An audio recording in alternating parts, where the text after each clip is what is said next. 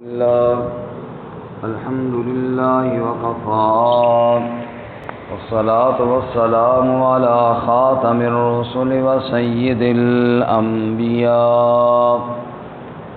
وعلى آله وأصحابه الأتقياء أما بعد فأعوذ بالله من الشيطان الرجيم بسم الله الرحمن الرحيم يا أيها الذين آمنوا لا يحل لكم أن ترثوا النساء كرها ولا تعضلوهن لتذهبوا ببعض ما آتيتموهن إلا أن يأتين بفاحشة مبينة وعاشروهن بالمعروف فإن كرهتموهن فعسى أن تكرهوا شيئا ويجعل الله فيه خيرا كثيرا وإن أردتم استبدال زوج مكان زوج وآتيتم إحداهن قنطارا فلا تأخذوا منه شيئا أتأخذونه بهتانا وإثما مبينا وكيف تأخذونه وقد أفضى بعضكم إلى بعض وأخذن منكم ميثاقا غليظا یا ایھا الذین آمنوا اے ایمان والو لا یحل لکم نہیں حلال تمہارے لیے ان ترثوا النساء کرہا کہ تم وارث بن جاؤ عورتوں کے زبردستی ولا تعضلوہن اور مت روکو ان کو لتذهبوا ببعض ما آتیتموہن تاکہ لے جاؤ تم بعض وہ جو تم نے دیا ہے ان کو الا ان یأتین بفاحشۃ مبینہ مگر یہ کہ وہ آئیں واضح بے حیائی کے ساتھ وعاشروہن بالمعروف اور گزارا کرو ان سے اچھے طریقے کے ساتھ فإن کرہتموہن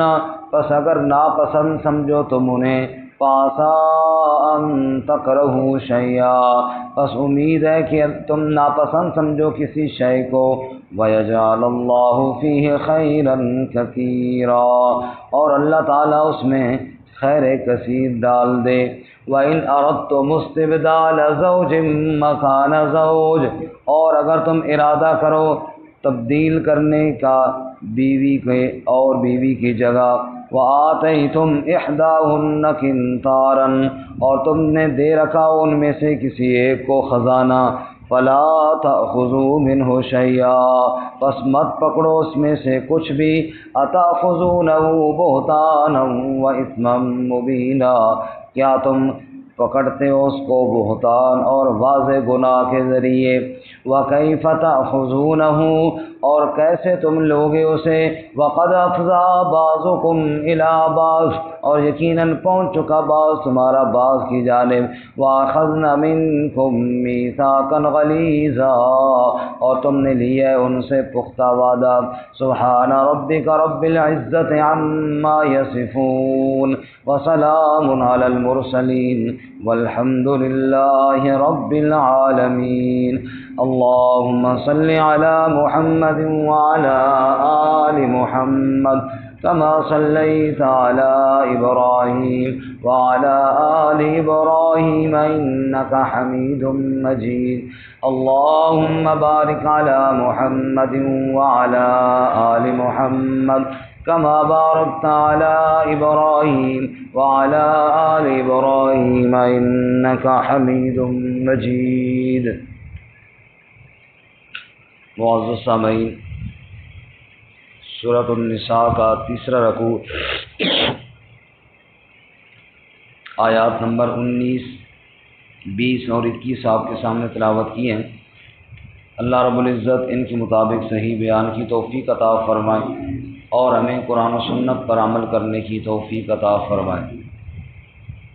گزشتہ سبق میں آپ حضرات نے سنا کہ اللہ تعالیٰ نے توبہ سے متعلق ارشاد فرمایا کہ توبہ تو ان لوگوں کی ہے جن سے غلطی ہو جائے تو اللہ سے معافی مانگیں، اور ان کی تو کوئی توبہ نہیں جو گناہوں پہ گناہ کرتے رہیں اور موت کے وقت کہیں کہ یا اللہ ہم اب توبہ کرتے ہیں۔ اسی طرح جن کا خاتمہ کفر پر ہوا ان کی بھی توبہ قبول نہیں ہوئی۔ آج کے سبق میں اصلاح معاشرہ کے قوانین میں سے ایک اور قانون یہ ہے کہ زمانہ جہالت میں یہ دستور تھا اور اکثر ایسا ہوا کرتا تھا کہ اگر کوئی آدمی فوت ہو گیا اور اس کی بیوی رہ گئی،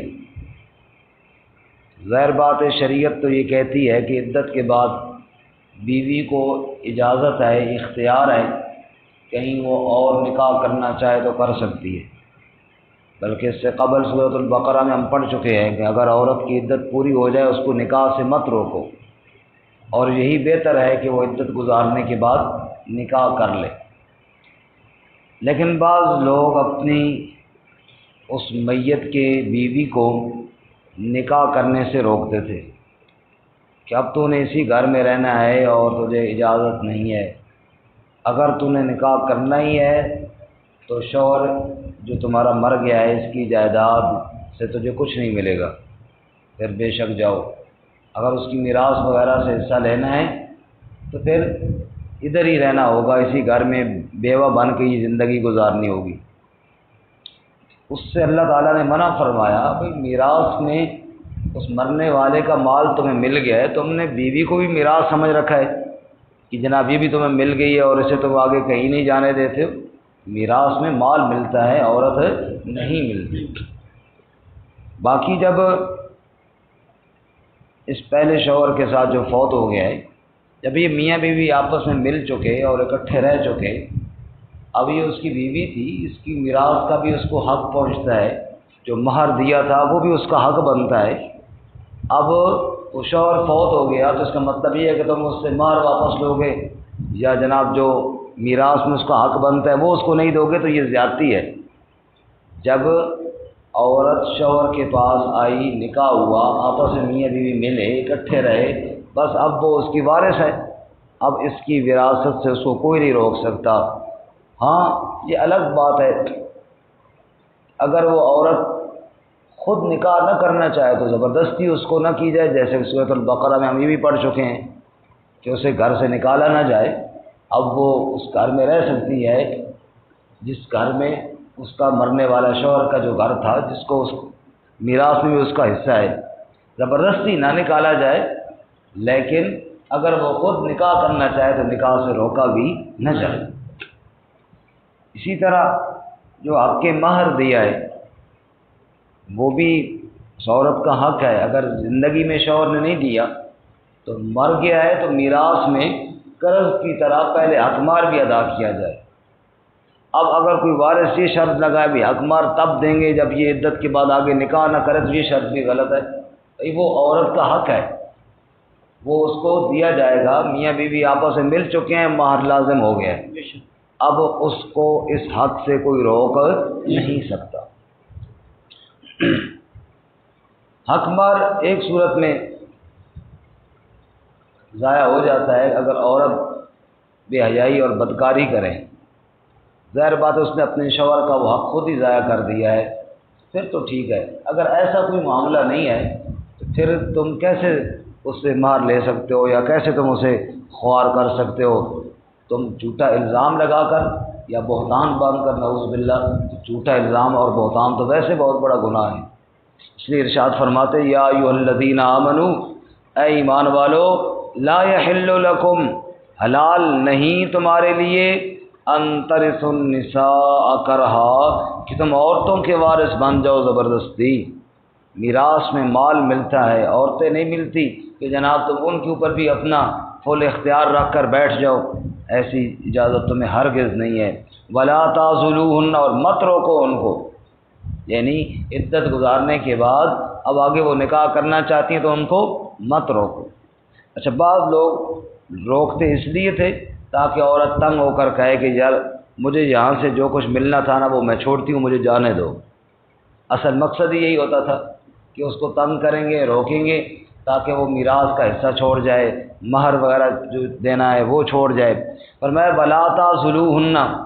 مت روکو ان کو، لِتَذْهَبُوا، تاکہ تم لے لو، بِبَعْضِ مَا آتَيْتُمُوهُنَّ، بعض وہ مال جو تم نے ان کو دے رکھا ہے۔ ظاہر بات ہے اس کے مہر میں جو دیا ہے وہ لینے کے لیے، یا اسی طرح میراث میں اس کو شوہر سے جو حصہ ملا ہے وہ لینے کے لیے، تم وہ مال لینے کے لیے ان پہ سختی کرتے ہو کہ بالکل تم آگے نکاح نہیں کر سکتی ہو، تاکہ وہ تنگ ہو کر کہے کہ دیکھو میں مال بھی چھوڑتی ہوں، اب میں جا رہی ہوں، اور میں یہ جائز نہیں ہے۔ ہاں الا ان یاتینا بفاحشۃ مبینہ، مگر عورت اگر کوئی بے حیائی کرے، واضح یعنی بدکاری کرے، پھر اس کا حقوق خود ضائع ہو جاتے ہیں۔ ظاہر بات ہے اس شوہر سے حق ملنے والے اس نے خود ضائع کیے ہیں۔ ایک آدمی کی بیوی اللہ نہ کرے نعوذ باللہ اگر بدکاری کرتی ہے تو ظاہر بات ہے شوہر اس کو پھر مار دے گا کہ یار یہ لے لے، یا اس کو ظاہر بات ہے پھر اس کی غیرت کہاں گوارا کرتی ہے کہ وہ چیزیں لے۔ اب اس عورت نے وہ حق خود ضائع کر دیا ہے جو شوہر سے ملنا تھا۔ اگر کوئی ایسی حرکت نہیں ہے تو اللہ تعالیٰ شوہروں کو یا شوہر کے وارثوں کو سمجھا رہے ہیں کہ کسی صورت میں بھی عورت کا جو حق بنتا ہے وہ روکو نہیں، بلکہ وہ اس کا دینا لازم ہے۔ اور آگے اللہ تعالیٰ فرماتے ہیں وَعَاشِرُوهُنَّ بِالْمَعْرُوفِ، عورتوں سے گزارا کیا کرو اچھے طریقے سے، عورتوں کے ساتھ اچھے طریقے سے گزارا کیا۔ اسلام سے پہلے تو عورتوں پہ بڑے ظلم ہوتے تھے، میراث میں مال کی طرح تقسیم کر دیا جاتا تھا، اور حقوق والی بات تو تھی کوئی نہیں۔ بچی پیدا ہوئی تو زندہ درگور کی جاتی، اور اگر بچ جاتی تو بالکل جانوروں والی زندگی گزارتی۔ حیض اور نفاس کے ایام میں عورت کو باقی معاملات سے، باقی گھر والوں سے الگ تھلگ ایک کمرے میں بند کر دیا جاتا، وہیں اس کو کھانے پینے کی کوئی چیز دے دی جاتی، جیسے نعوذ باللہ جانور کو ڈالی جاتی ہے، اور یہ کیفیت ہوتی تھی۔ اور اسی طرح جناب عدت بیٹھتی تو بیٹھی رہتی سالہ سال۔ یہ سارے مظالم، یہ سارے سختی کے قوانین اللہ تعالیٰ نے دور فرمائے اور بڑا سنہری حکم دیا وَعَاشِرُوهُنَّ بِالْمَعْرُوفِ، عورتوں کے ساتھ اچھے طریقے سے گزارا کیا کرو۔ رسول اللہ صلی اللہ علیہ وسلم نے ارشاد فرمایا خیرکم لأہلی، تم میں بہتر وہ ہے جو اپنے گھر والوں کے لیے بہتر ہو، وَأَنَا خَيْرُكُمْ لِأَهْلِي، اور آپ صلی اللہ علیہ وسلم نے فرمایا میں تم سب سے زیادہ اپنے گھر والوں کے لیے اچھا۔ یہ ترغیب دی ہے کہ اہل خانہ کے ساتھ حسن سلوک کے ساتھ گزارا کرو، وَعَاشِرُوهُنَّ بِالْمَعْرُوفِ۔ اور جیسا کہ حدیث مبارکہ میں آتا ہے کہ جیسے پسلی ہے نا، سیدھی نہیں ہے، ٹیڑھی ہے۔ اب کوئی بندہ کہے کہ میں پسلی کو سیدھا کروں تو فائدہ ہوگا، تو اپنی پسلی کو سیدھا کرے گا تو ٹوٹے گی نا، سیدھی نہیں ہوگی۔ اب یہ ٹیڑھی ہی رہے گی تو مفید ہے۔ اب ایک آدمی جناب بازو اوپر کرے اور کہے کہ میں نے جناب بیوی کو بالکل سیدھا کر دینا ہے اور پھر گزارا کرنا ہے، اور میں تو توڑ بیٹھے گا، سیدھی نہیں ہوگی، اس کو اسی حالت میں رہنے دے اور اسی حالت میں گزارا کر، تیرے لیے یہی مفید ہے۔ وَعَاشِرُوهُنَّ بِالْمَعْرُوفِ، دستور کے ساتھ اچھے طریقے سے ان کے ساتھ گزارا کرو، سیدھا کرنے کی کوشش نہ کرو۔ اس لیے رسول اللہ صلی اللہ علیہ وسلم ازواج مطہرات خود بیان فرماتی ہیں کہ اللہ کے نبی صلی اللہ علیہ وسلم سے زیادہ ہم نے اچھے اخلاق والا کوئی نہیں دیکھا۔ آپ گھر تشریف لاتے، رب کے محبوب پیغمبر ہیں، دو جہانوں کے سردار ہیں صلی اللہ علیہ وسلم، اور گھر کے کام کاج میں اہل خانہ کا ہاتھ بٹایا کرتے تھے۔ آج اگر کوئی تھوڑا بہت کوئی کام کرے بھی صحیح کرے، تھلے لگ گیا جی، سمجھے، بیوی تھے تھلے لگ گیا جی، دیکھیں جی رن مرید ہو گیا جی، تو اچھی بات ہے، گھر میں پیر مل گیا تو اور کیا چاہیے۔ رن مریدی اور بات ہے، اچھے اخلاق اور بات ہے۔ دیکھیں اللہ کے رسول صلی اللہ علیہ وسلم خود گھر میں اہل خانہ کے ساتھ ہاتھ بٹایا کرتے تھے۔ رسول اللہ صلی اللہ علیہ وسلم کی زوجہ محترمہ سیدہ عائشہ صدیقہ رضی اللہ تعالیٰ عنہ فرماتی ہیں نبی پاک صلی اللہ علیہ وسلم سفر میں آپ کے ساتھ تھی اور آپ صلی اللہ علیہ وسلم جب تنہائی میں تھے تو آپ نے میرے ساتھ دوڑ بھی لگائی۔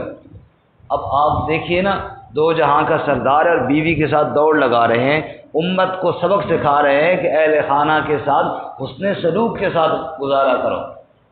اہل خانہ کے ساتھ حسن سلوک کے ساتھ وعاشروہن بالمعروف، اچھے طریقے سے گزارا کرو اور اچھے اخلاق سے رہو گھر میں، تو تمہارا گھر جو ہے یہ جنت بنے گا اور سکون ملے گا، کیونکہ گھر ہوتا ہی سکون کے لیے۔ واللہ جعل لکم من بیوتکم سکنا، اللہ نے گھروں میں سکون پیدا کیا ہے۔ اور اگر اہل خانہ اور صاحب خانہ ہر وقت آپس میں لڑتے ہی رہیں تو گھر کیا بن جاتا ہے؟ مصیبت بن جاتا ہے۔ زینہار از کرین بد زینہار وقنا ربنا عذاب النار، شیخ سعدی فرماتے ہیں پھر تو اللہ کے اس عذاب سے پناہ مانگو، یہ تو گھر نہیں ہے تو تیرے لیے دوزخ بنی ہوئی ہے کہ گھر میں بندہ جائے اور مصیبت بنی ہوئی ہو۔ اس لیے رسول اللہ صلی اللہ علیہ وسلم نے ارشاد فرمایا بیوی سے کہ اگر اگر اللہ کے علاوہ کسی کو سجدہ کرنا جائز ہوتا تو میں عورت کو حکم دیتا کہ شوہر کو سجدہ کرے، اس کو یہ حقوق سمجھائے اور شوہر کو اچھے اخلاق سکھائے۔ فرمایا تم اچھے اخلاق سے رہو، اور بیوی کو شوہر کی اطاعت کرنے کا حکم دیا ہے۔ فرمایا جو عورت نماز کا اہتمام کرتی ہے، رمضان کے روزے رکھتی ہے، اور اگر اس پہ زکوٰۃ فرض ہے تو زکوٰۃ دیتی ہے اور شوہر کی اطاعت کرتی ہے، اور میں وہ جنت کے جس دروازے سے چاہے داخل ہو جائے۔ سبحان اللہ۔ لیکن شوہر کو یہ حکم ہے کہ بد اخلاقی نہ کرے، وعاشروہن بالمعروف۔ اچھا، آگے اللہ نے بڑی ایک خوبصورت بات ارشاد فرمائی، فرمایا اگر تمہیں اپنی اہلیہ کی، بیوی کی کوئی عادت ناپسند ہے کہ اس میں یہ غلطی ہے، یہ غلطی ہے، فرمایا اس ایک آدھ بات کو برداشت کر لیا کرو، اس سے اللہ اور کئی خیریں تمہیں عطا فرمائیں گے۔ کیا فرمایا؟ فَإِن كَرِهْتُمُوهُنَّ، پس اگر تم ناپسند سمجھو ان کو، فَعَسَىٰ أَن تَكْرَهُوا شَيْئًا، بس امید ہے کہ تم ناپسند سمجھو کسی شے کو، وَيَجْعَلَ اللَّهُ فِيهِ خَيْرًا كَثِيرًا، اور اللہ اس میں خیر کثیر عطا فرما دے۔ ایک شخص کہتے ہیں کہ میری اہلیہ جو تھی نا وہ ذرا اچھے اخلاق والی نہ تھی، میں اس سے تھوڑا تنگ تھا، میں شکایت دے کر امیر المومنین حضرت عمر فاروق رضی اللہ تعالیٰ عنہ کے پاس گیا کہ میں ان سے عرض کروں کہ تھوڑا آپ وقت کے حکمران بھی ہیں، ہمارے امیر بھی ہیں، اس وقت کے حکمران ایسے تو نہیں تھے، لوگ ان کا دل سے احترام کیا کرتے تھے، تو آپ ذرا اس کو سمجھائیں کہ جناب یہ اخلاق تھوڑے میرے ساتھ ٹھیک کرے۔ کہنے لگے کہ میں گیا حضرت امیر المومنین عمر رضی اللہ تعالیٰ عنہ کے گھر میں، تو اس وقت گھر کچے کچے ہوتے تھے، وہ اتنے بڑے دیواریں نہیں ہوتی تھی کہ آج کل تو گھر میں ہوا بھی نہیں جاتی، تو چھوٹی چھوٹی دیواریں اور پردے لگے ہوئی آگے، بس تو اندر کی آوازیں باہر آ جاتی تھیں۔ کہنے لگے کہ میں نے دستک دی اور انتظار کر رہا تھا، تو جو مسئلہ میرے ساتھ تھا نا، جو شکایت میں لے کر گیا تھا، امیر المومنین کی بیوی بھی اسی طرح حضرت عمر رضی اللہ تعالیٰ سے باتیں کر رہی تھی۔ اب حضرت باہر تشریف لائے، میں ملا، حضرت نے پوچھا کیسے آنا ہوا، تو میں نے کہا امیر المومنین ایک مسئلہ لے کر آیا تھا، لیکن میرے خیال میں اس کی ضرورت نہیں ہے بیان کرنے کی، اب میرا مسئلہ کوئی نہیں ہے۔ تو عمر نے فرمایا بتاؤ تو صحیح کیا مسئلہ تھا، اور دستک دینے تک تھا، اور دستک دینے کے بعد ختم ہو گیا۔ کب میں آیا تھا اپنی بیوی کی تیز زبان کی شکایت کرنے کے لیے، اور ماشاءاللہ سے آپ کی اہلیہ کی آواز میں نے سن لی ہے، وہ حضرت جی جو معاملہ آپ کے ساتھ ہے نا یہی میرے ساتھ ہے، تو میں نے سوچا کہ ابھی آپ کو کیا شکایت لگاؤ، امیر المومنین خود ان کی بیوی کی زبان بھی تھوڑی تیز ہے، تو میری بیوی کو یہ کیا سمجھائیں گے۔ تو حضرت عمر ہنس پڑے اور فرمانے لگے کہ آپ جانتے ہیں ہم عرب والے اپنی عورتوں کو مارا کرتے تھے، تو نبی صلی اللہ علیہ وسلم نے سختی سے منع کیا، تو آپ صلی اللہ علیہ وسلم نے فرمایا کہ ازواج مطہرات کے پاس کچھ عورتیں آئی ہیں شکایت لے کر اپنے شوہروں کی سختی کی، تو آپ صلی اللہ علیہ وسلم نے سختی سے منع فرمایا اور فرمانے لگے پتہ ہے میں تو بڑا سخت تھا، تو نبی پاک صلی اللہ علیہ وسلم مجھے اسپیشل منع کیا کہ خبردار عورتوں پہ ہاتھ نہ اٹھانا۔ فرمانے لگے اس وقت سے میں اتنا نرم ہو گیا نا، پھر ایک دفعہ میں نے اللہ کے نبی سے کہا بھی صحیح، یا رسول اللہ آپ نے ہمارے اوپر پابندی لگائی ہے، عورتیں بڑی دلیر ہو گئی ہیں، عورتیں اب بڑی دلیر ہو گئی ہیں۔ نبی پاک صلی اللہ علیہ وسلم نے فرمایا وعاشروہن بالمعروف، عمر اچھے طریقے سے گزارا کرو۔ ہاں اگر کوئی حد سے زیادہ کوئی غلطی کرے تو تنبیہ کرنے کی اجازت تو قرآن میں موجود ہے۔ تو کہنے لگے امیر المومنین عمر رضی اللہ تعالیٰ عنہ، بھئی نبی پاک صلی اللہ علیہ وسلم کی نصیحت پر عمل کرتے ہوئے اس وقت سے پھر میں نے عورت کی غلطیوں کو گننا چھوڑ دیا ہے، میں نے اس کی اچھائیوں کو دیکھنا شروع کر دیا۔ میں نے دیکھا میری عزت کی حفاظت کرنے والی ہے، میں نے دیکھا میرے بچوں کی پرورش کرنے والی ہے، میں نے دیکھا میرے لیے کھانا بنانے والی ہے، میں نے دیکھا میرے کپڑے دھونے والی ہے، میں نے دیکھا گھر میں بند رہ کر میرے لیے ساری چیزیں تیار کرنے والی ہے۔ ایک آدھ بات اگر اس کی غلط بھی ہے تو پھر میں وہ برداشت کر لیتا ہوں۔ وعاشروہن بالمعروف فإن کرہتموہن، اگر تم ناپسند سمجھتے ہو فعسیٰ ان تکرہوا شیئا ویجعل اللہ فیہ خیرا کثیرا، اللہ اس میں خیر کثیر عطا فرمائے گا۔ اگر تمہیں اس کی کوئی عادت اچھی نہیں بھی لگی تو برداشت کرو، اللہ اس میں خیر کثیر بہت بہتری عطا فرما دے گا۔ فرمایا اگر تمہیں اس عورت کی مزاج میں کوئی بات اچھی نہیں بھی لگی، نہ معلوم اللہ اس کے بطن سے تمہیں ایسی اولاد عطا فرمائے جو تیرے لیے دنیا کی بھی بہتری کا باعث بنے اور آخرت کی بھی بہتری کا باعث بنے، اللہ اس میں خیر کثیر عطا فرما دے۔ اچھا بھائی، اردتم استبدال زوج مکان زوج، پہلا تو مسئلہ یہ تھا نا کہ عورتوں کو میراث میں یعنی وفات کے بعد تنگ کرنا تاکہ وہ مہر واپس کریں یا جناب میراث والا مال واپس کریں، تو اس سے منع کیا گیا۔ اب اگلی آیت میں اسی کے ساتھ ملتا جلتا مسئلہ ہے، وہ یہ ہے کہ ایک آدمی وہ اور شادی کرنا چاہتا ہے اور پہلی بیوی کو طلاق دینا چاہتا ہے۔ اب نکاح کے ٹائم مہر مقرر کیا، اس میں بعض دفعہ زمین وغیرہ بھی لکھوا دیتے ہیں۔ اب کہتا ہے کہ اب اس کو یوں طلاق دوں گا تو اس کو تو وہ ساری چیزیں دینی پڑیں گی جو وہاں نکاح کے ٹائم مقرر کی تھیں۔ اب اس کو کرتا ہے تنگ تاکہ وہ خود مجھ سے طلاق کا مطالبہ کرے، جس کو ہم خلا کہتے ہیں۔ اب خود جب مطالبہ کرے گی تو کیا ہوگا کہ میں مہر بھی معاف کروا لوں گا، جو جائیداد دی تھی وہ بھی معاف کروا لوں گا، تاکہ اس کو کچھ دینا نہیں پڑے گا اور پھر جناب خیر سے میں دوسری شادی کر لوں گا۔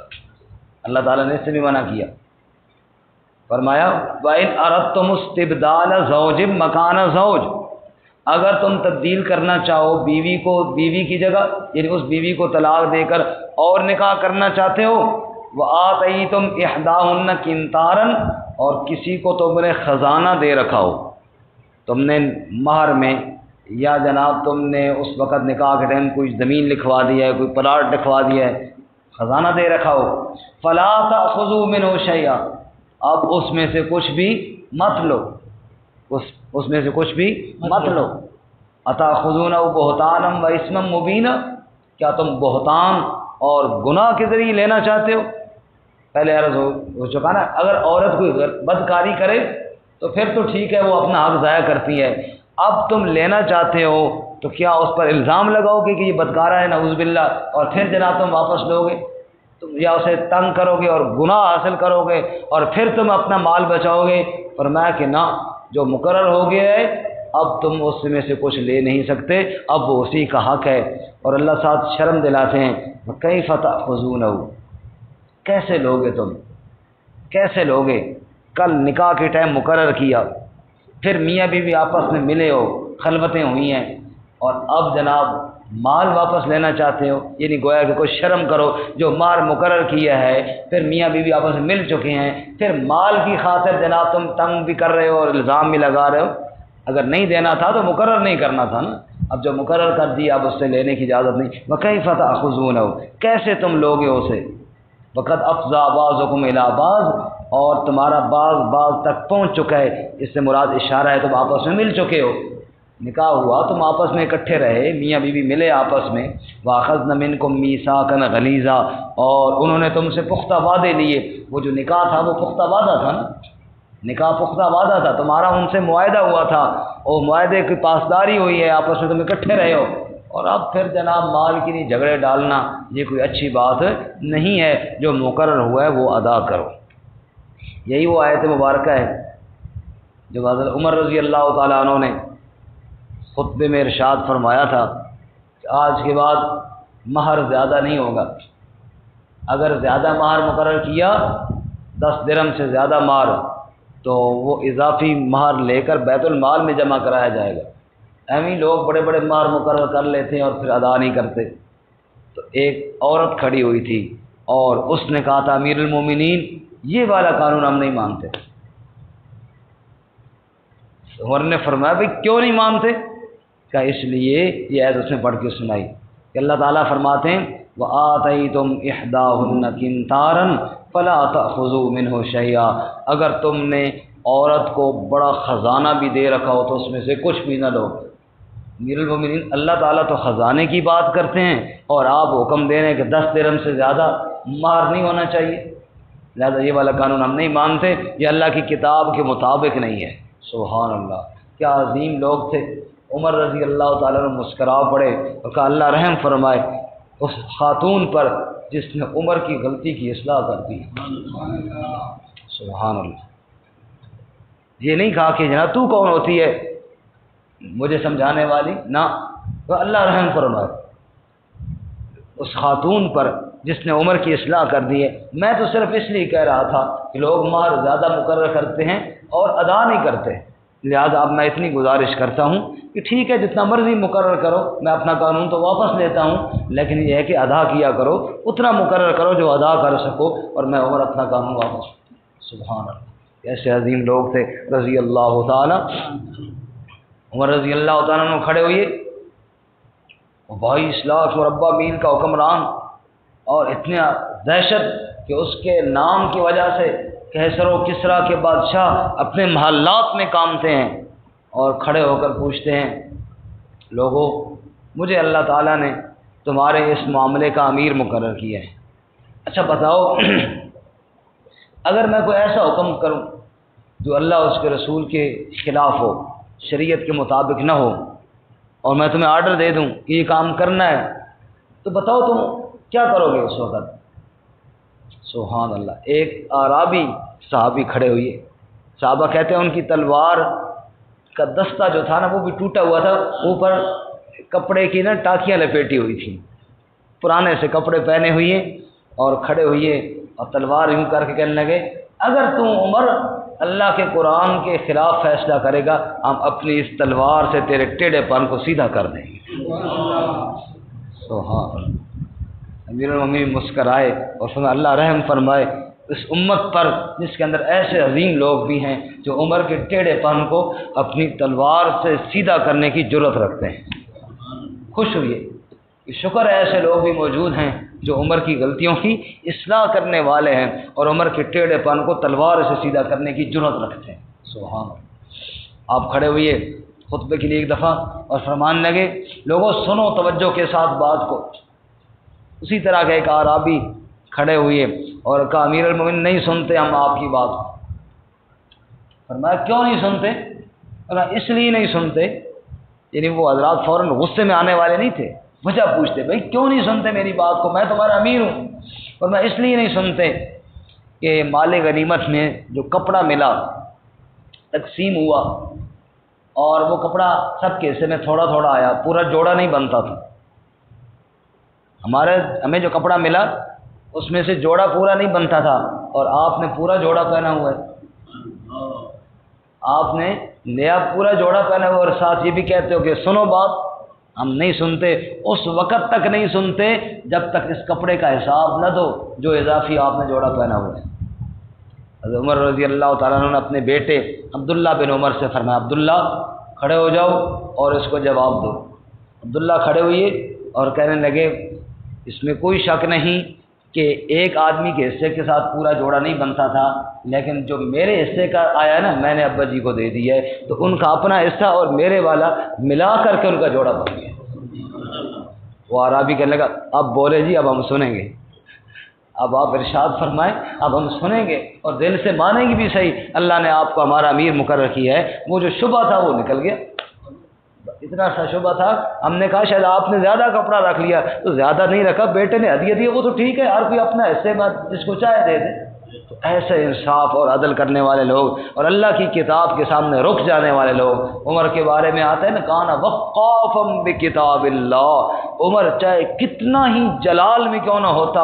آگے کوئی قرآن کی آیت پڑھ دیتا بس عمر ادھر ہی رک جایا کرتے تھے۔ اللہ ہمیں بھی قرآن پہ عمل کرنے کی توفیق عطا فرمائے۔